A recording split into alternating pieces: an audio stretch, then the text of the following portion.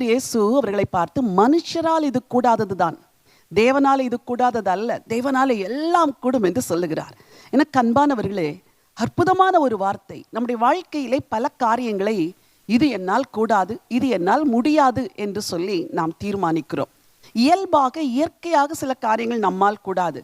ஆனால் சில சூழ்நிலைமைகள், சில பிரச்சனைகள், சில போராட்டங்கள், நாம் சந்திக்கிற காரியங்களை எதிர்கொள்ளும் பொழுது, ஐயோ இது என்னால் கூடாது என்று எல்லாருமே முடிவு கட்டி விடுகிறோம்.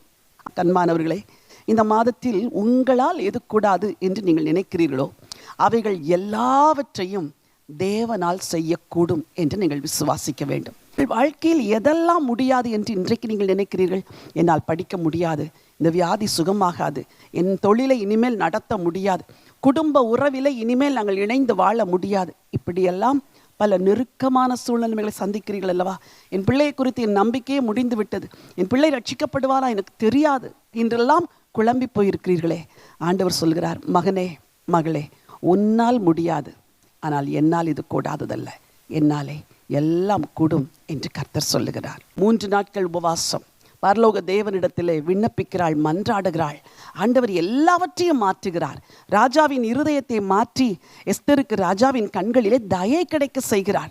எஸ்தர் உள்ளே பிரவேசிக்கிறாள். யூதர்கள் பிழைக்கவே முடியாது என்று சொல்லி சட்டம் எழுதப்பட்ட அந்த நாட்களில் சட்டத்தை தேவன் மாற்றுகிறார். இந்த சட்டத்தை எந்த மனிதனும் மாற்ற முடியாது, தேவன் ஒருவர் தவிர யாராலும் மாற்ற முடியாது. மனிதரால் முடியாதவைகளை தேவன் அன்றைக்கு முடித்தார். காரியத்தை மாறுதலாய் முடித்தார். யாரை கொலை செய்யும்படி சட்டம் எழுதப்பட்டதோ அவர்களை, அந்த யூதர்களை சட்டத்தை மாற்றி எழுதினார்கள்.